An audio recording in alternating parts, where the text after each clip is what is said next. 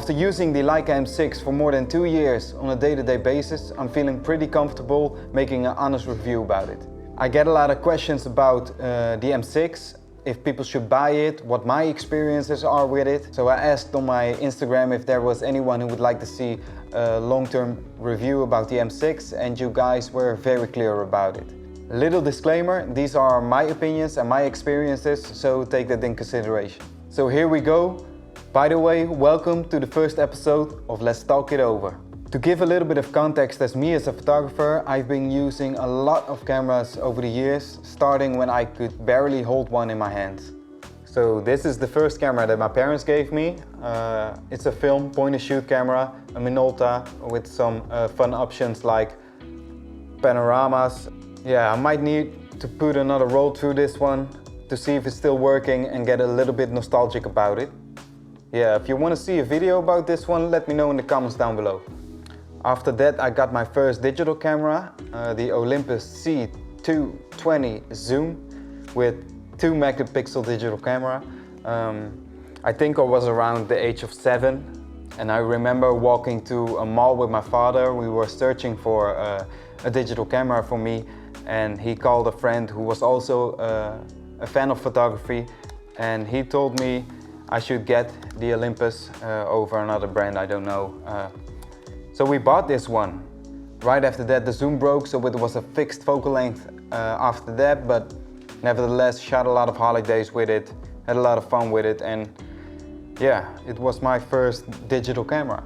After that a lot of cameras came along, some digital, some film, but also as a kid I loved to paint.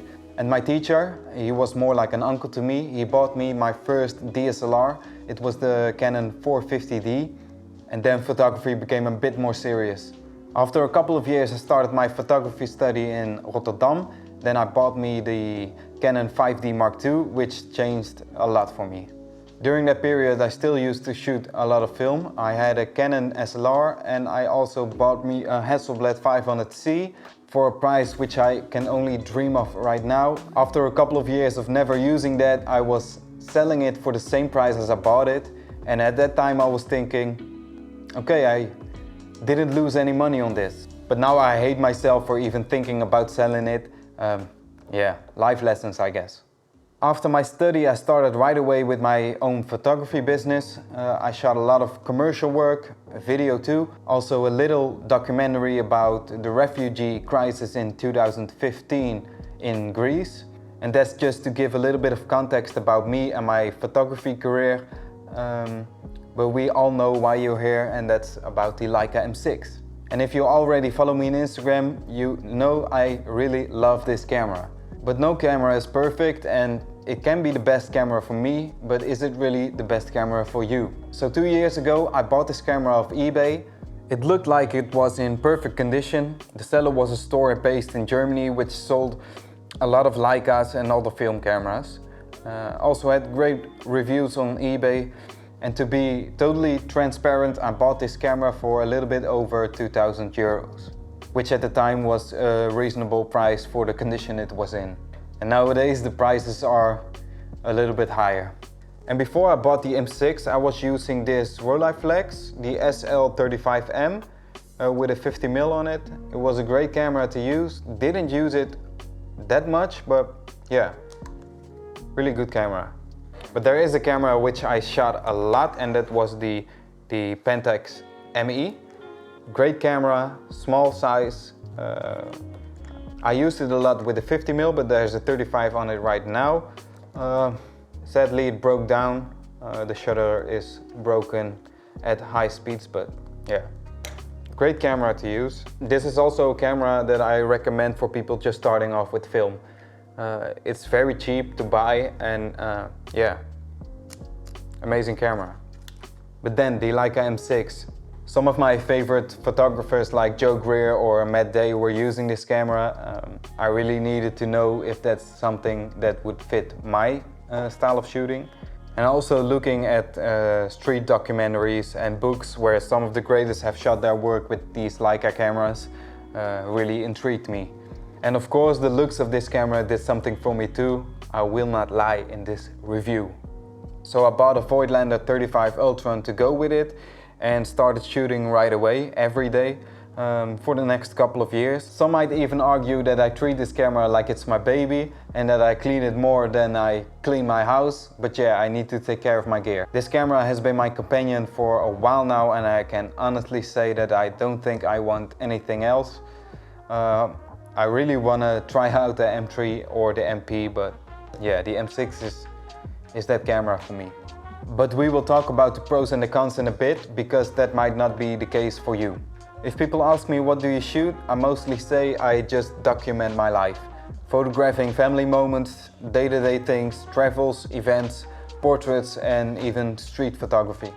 And it was weird to me to shoot a rangefinder at the time for all of those things, because I never held a rangefinder system ever before. And after months of just shooting and getting used to it, I got the hang of it and everything became a lot easier and more like a second nature. Bibi. Kom. Bibi. Baby. Nowadays I don't really need to think about it anymore and focus on the subject and just shoot. But if you're used to SLRs, this might feel a little bit strange in the beginning, but you will get used to it. And as I said, no camera is perfect, especially in my case. When I thought about buying this camera, one of the reasons was the build quality of Leica cameras in general, because they should go for multiple lifetimes, and they definitely do, but in my case the M6 has some issues. After shooting a couple of months, I noticed something strange. A lot of shots that were taken in harsh daylight got some vignetting on the right side of the frame. Sometimes the frame was falling apart as a whole. Doing some research brought me to the conclusion that my shutter wasn't working well, and that was noticeable at higher speeds.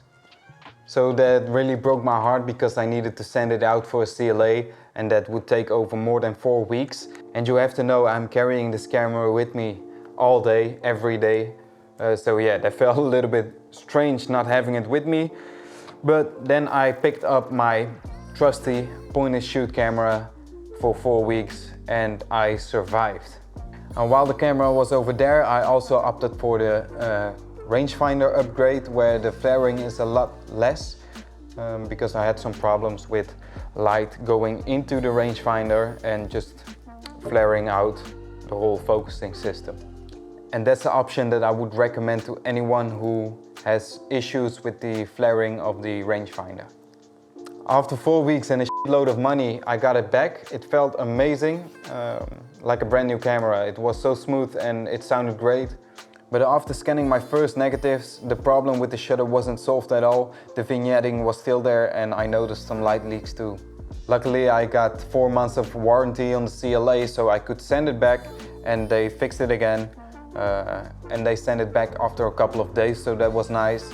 And then after seeing the results, the vignetting was completely gone, so they fixed the shutter, but there was still some light leaks. So I have to send it back again in September to get that fixed again. Third time a charm, I hope. Is it the camera fault, or is it the fault of the people who did the CLA, or am I just unlucky with it?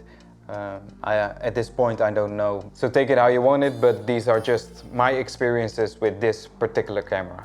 And I know some people who have been using cameras, Leica cameras, for over more than 20 years and never did a CLA, never had any problem with it, so yeah.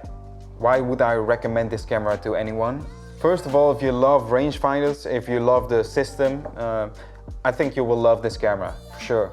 It's down to the basics, it feels good, and in my opinion, it's the best looking camera out there.